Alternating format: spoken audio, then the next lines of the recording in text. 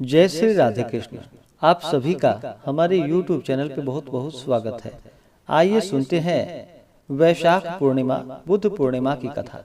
जो भी भक्त सच्ची श्रद्धा के साथ, नियम और निष्ठा के साथ प्रत्येक पूर्णिमा तिथि के दिन व्रत को धारण करते हैं, इस दिन भगवान शिव, माता पार्वती, भगवान विष्णु, माता लक्ष्मी का पूजन करते हैं, भगवान सत्यनारायण का पूजन करते हैं, कथा श्रवण करते हैं, मंदिरों में, तीर्थों में आदि जगहों पर दीप आदि का दान करते हैं, अपने पितरों के निमित्त दान आदि का कार्य करते हैं। और खासकर वैशाख पूर्णिमा तिथि के दिन, जो कि इस दिन धर्मराज के निमित्त व्रत को धारण किया जाता है, और इस दिन इनके निमित्त जो कि जल से भरा हुआ नया घड़ा आदि का दान करना चाहिए। इससे स्वर्ण कलश दान के समान पुण्य फलों की प्राप्ति होती है और अकाल मृत्यु का भय नहीं होता है तथा सभी प्रकार के सुख और समृद्धि की प्राप्ति होती है। वैशाख पूर्णिमा तिथि के दिन इस दिन चाहिए कि सुबह ब्रह्म मुहूर्त में उठ करके नित्य क्रियाओं से निवृत्त होकर के विशेष प्रकार से गंगा नदी आदि में जाकर के स्नान करना चाहिए।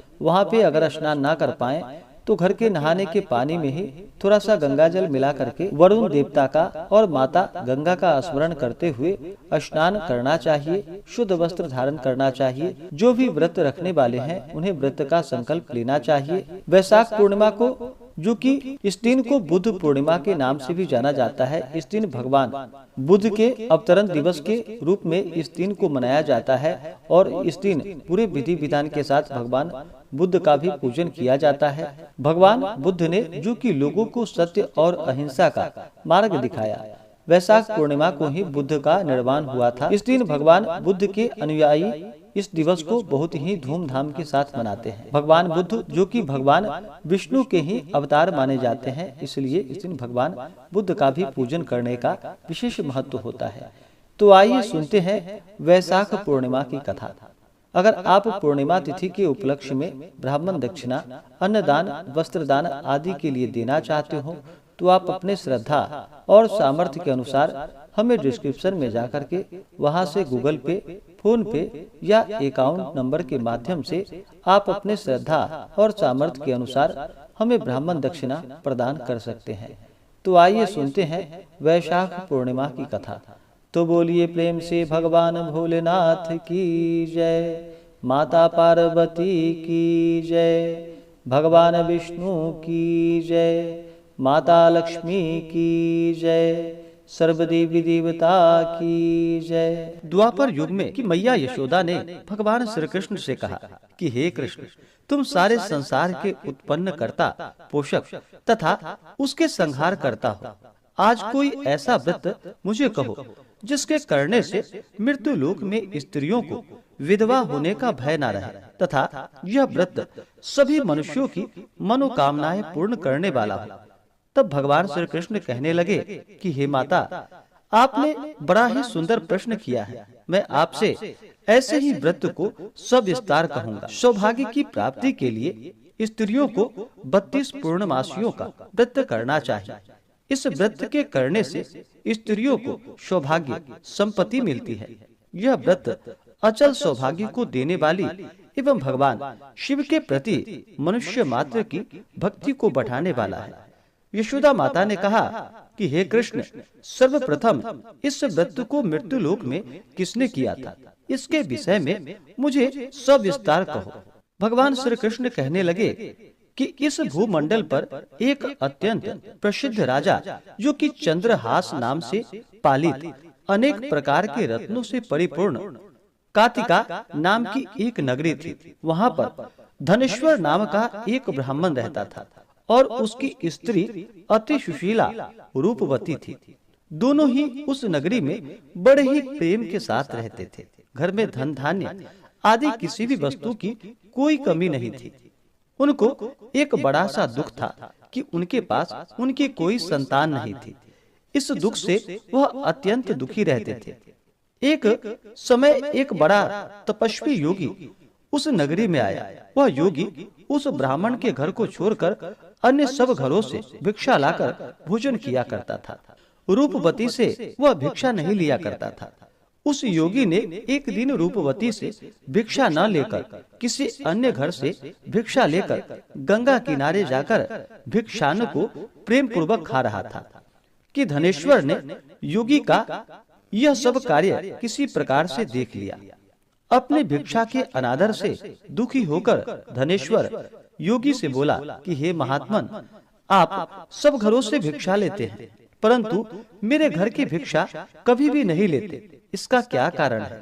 योगी ने कहा कि निःसंतान के घर की भीख पतितों के अन्न के तुल्य होती है, और जो पतितों का अन्न खाता है वह भी पतित हो जाता है। क्योंकि तुम निःसंतान हो, अतः पतित हो जाने के भय से मैं तुम्हारे घर की भिक्षा नहीं लेता हूँ। धनेश्वर यह बात सुनकर अपने मन में बहुत दुखी हुआ और हाथ जोड़कर योगी के पैरों में गिर पड़ा तथा अंतर्भाव से कहने लगा कि हे महाराज, यदि ऐसा है तो आप मुझको पुत्र प्राप्ति का उपाय बतलाइए। आप सर्वज्ञ हैं, मुझ पर अवश्य ही कृपा कीजिए। धन की मेरे घर में कोई कमी नहीं, परंतु मैं पुत्र न होने के कारण अत्यंत दुखी हूँ। आप मेरे इस दुख का हरण करें। आप सामर्थ्यवान हैं। यह सुनकर योगी कहने लगे कि हे ब्राह्मण, तुम चंडी की आराधना करो। घर आकर उसने अपने स्त्री से सब वृतांत कहा और स्वयं तप के निमित्त वन में चला गया। वन में जाकर उसने चंडी देवी की उपासना की और उपवास किया। चंडी ने 16वें दिन उसको स्वप्न में दर्शन दिया और कहा कि हे धनेश्वर, जा, तेरा पुत्र होगा, परंतु वह 16 वर्ष की आयु में ही मृत्यु को प्राप्त हो जाएगा। यदि तुम दोनों स्त्री पुरुष 32 पूर्णमासियों का व्रत विधि पूर्वक करोगे तो वह दीर्घायु होगा। जितनी तुम्हारी सामर्थ्य हो आटे के दिए बनाकर शिव जी का पूजन करना, परंतु पूर्णमासी को 32 जो जानी चाहिए। प्रातः काल होने पर इस स्थान के समीप ही तुम्हें एक आम का वृक्ष दिखाई देगा। उस पर तुम चढ़कर एक फल तोड़कर शीघ्र अपने घर चले जाना। अपनी स्त्री से सब वृतांत कहना। ऋतु स्नान के पश्चात वह स्वच्छ होकर भगवान शंकर जी का ध्यान करके उस फल को खा लेगी। तब शंकर भगवान की कृपा से उसको गर्भ हो जाएगा। जब वह ब्राह्मण प्रातः काल उठा तो उसने उस स्थान के पास ही एक आम का वृक्ष देखा, जिस पर एक अत्यंत सुंदर आम का फल लगा हुआ था। उस ब्राह्मण ने उस आम के वृक्ष पे चढ़कर उस फल को तोड़ने का प्रयत्न किया, परंतु वृक्ष पर कई बार प्रयत्न करने पर भी वह न चढ़ पाया। तब तो उस ब्राह्मण को बहुत चिंता हुई और विघ्न विनाशक भगवान श्री गणेश जी की वंदना करने लगा। हे दयानिधे, अपने भक्तों को विघ्नों का आप नाश करने वाले हैं, उनके मंगल कार्यों को पूर्ण करने वाले हैं, दुष्टों का नाश करने वाले हैं, रिद्धि सिद्धि देने वाले। आप मुझ पर कृपा करके इतना बल दे कि मैं अपने मनोरथ को पूर्ण कर सकूं। इस प्रकार गणेश जी की प्रार्थना करने पर उनकी कृपा से धनेश्वर वृक्ष पर चढ़ गया और उसने एक अति सुंदर आम का फल देखा। उसने विचार किया कि जो वरदान से फल मिला है वह यह है और कोई फल दिखाई नहीं देता। उस धनेश्वर ब्राह्मण ने जल्दी से उस फल को तोड़कर अपनी स्त्री को लाकर दे दिया और उसकी स्त्री ने अपनी पति के कथा के अनुसार उस फल को खा लिया और वह गर्भवती हो गई। देवी जी की असीम कृपा से उसे एक अत्यंत सुंदर पुत्र उत्पन्न हुआ, जिसका नाम उन्होंने देवी दास रखा। माता पिता के हर्ष और शोक के साथ साथ वह बालक शुक्ल पक्ष के चंद्रमा की भांति अपने पिता के घर में बढ़ने लगा। भवानी की कृपा से वह बालक बहुत ही सुंदर, सुशील और विद्या पढ़ने में बहुत ही निपुण हो गया। दुर्गा जी की आज्ञा अनुसार उसकी माता ने 32 पूर्णमासी का व्रत रखना प्रारंभ कर दिया, जिससे उसका पुत्र बड़ी आयु वाला हो जाए। 16वां वर्ष लगते ही देवी दास की माता पिता को बड़ी चिंता हो गई कि कहीं उसके पुत्र की इस वर्ष मृत्यु ना हो जाए। इसलिए उन्होंने अपने मन में विचार किया कि यदि यह दुर्घटना उसके सामने हो गई तो वह कैसे सहन करेगा। अस्तु उन्होंने देवी दास के मामा को बुलवाया और कहा कि हमारी इच्छा है कि देवीदास 1 वर्ष तक काशी में जाकर विद्या अध्ययन करे और उसको अकेला भी नहीं छोड़ना चाहिए। इसलिए साथ में तुम चले जाओ और 1 वर्ष के पश्चात इसको वापस लौटा लाना। सब प्रबंध करके उसके माता पिता ने काशी जाने के लिए देवीदास को एक घोड़े पर बैठाकर उसके मामा को उसके साथ भेज दिया। किंतु यह बात उसके मामा या किसी और को कहीं पता नहीं थी। धनेश्वर ने सपत्नीक अपने पुत्र की मंगल कामना तथा दीर्घायु के लिए भगवती दुर्गा की आराधना और पूर्णमासियों का व्रत करना आरंभ कर दिया। इस प्रकार बराबर 32 पूर्णमासी का व्रत पूर्ण किया। कुछ समय के पश्चात एक दिन वह दोनों मामा और भांजा मार्ग में रात्रि बिताने के लिए किसी ग्राम में ठहरे हुए थे। उस दिन उस गांव में एक ब्राह्मण की अत्यंत सुंदर, सुशील, विदुषी और गुणवती कन्या का विवाह होने वाला था। जिस धर्मशाला के अंदर वर और उसकी बारात ठहरी हुई थी, उसी धर्मशाला में देवीदास और उसके मामा भी ठहरे हुए थे।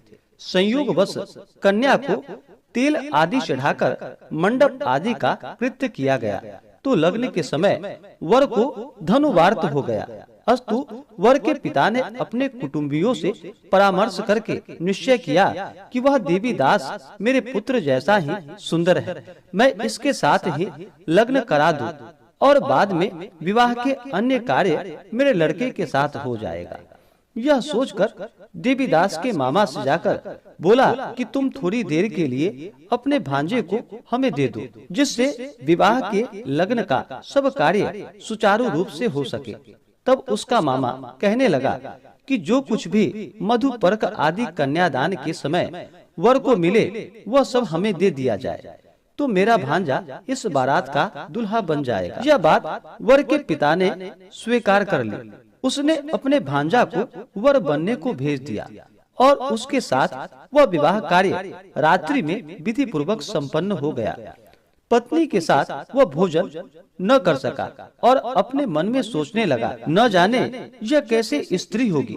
वह एकांत में इसी सोच में गर्म निश्वास छोड़ने लगा। तब उसकी आंखों में आंसू भी आ गए। तब वधू ने पूछा कि क्या बात है, आप इतने उदास व दुखी क्यों हो रहे हैं? तब उसने सब बातें जो वर के पिता व उसके मामा में हुई थी उसको बतला दी। तब कन्या कहने लगी कि यह ब्रह्म विवाह के विपरीत हो कैसे सकता है? देव, ब्राह्मण और अग्नि के सामने मैंने आपको ही अपना पति बनाया है, इसलिए आप ही मेरे पति हैं। मैं आपकी ही पत्नी रहूंगी, किसी अन्य की कदापि नहीं। तब देवीदास ने कहा कि ऐसा मत करिए, क्योंकि मेरी आयु बहुत थोड़ी है। मेरे पश्चात आपकी क्या गति होगी, इस बातों को अच्छी तरह विचार लो। परंतु वह दृढ़ विचार वाली थी। बोली कि जो आपकी गति होगी वही मेरी गति होगी। हे स्वामी, आप उठिए और भोजन करिए, आप निश्चय ही भूखे होंगे। इसके बाद देवीदास और उसकी पत्नी दोनों ने भोजन किया तथा शेष रात्रि वे सोते रहे। प्रातः काल देवीदास ने अपने पत्नी को 3 नगों से जड़ी हुई एक अंगूठी दी, एक रुमाल दिया और बोला कि हे प्रिय, इसे ले लो और संकेत समझकर स्थिर चित्त हो जाओ। मेरा मरण और जीवन जानने के लिए एक पुष्प वाटिका बना लो, उसमें सुगंधी वाले एक नव मल्लिका लगा लो, उसको प्रतिदिन जल से सींचा करो और आनंद के साथ खेलो कूदो तथा उत्सव मनाओ। जिस समय और जिस दिन मेरा प्राणांत होगा ये फूल सूख जाएंगे और जब ये फिर हरे हो जाएं, तो जान लेना कि मैं जीवित हूँ। यह बात निश्चय करके समझ लेना, इसमें कोई संशय नहीं। यह समझाकर वह चला गया। प्रातः काल होते ही वहाँ पर गाजे बाजे बजने लगे और जिस समय विवाह के कार्य समाप्त करने के लिए वर तथा सब बाराती मंडप में आए, तो कन्या ने वर को भली प्रकार से देखकर अपने पिता से कहा कि यह मेरा पति नहीं है, मेरा पति वही है जिसके साथ रात्रि में मेरा पानी ग्रहण हुआ था। इसके साथ मेरा विवाह नहीं हुआ। यदि यह वही है तो बताए कि मैंने इसको क्या दिया।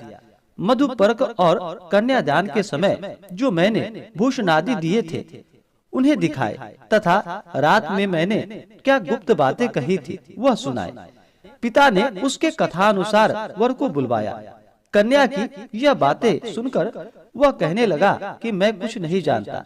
इसके पश्चात लज्जित होकर वह अपना सा मुंह लेकर वहां से चला गया और सारी बारात भी अपमानित होकर वहां से लौट गई। भगवान श्री कृष्ण बोले कि हे माता, इस प्रकार देवीदास काशी विद्या अध्ययन के लिए चला गया।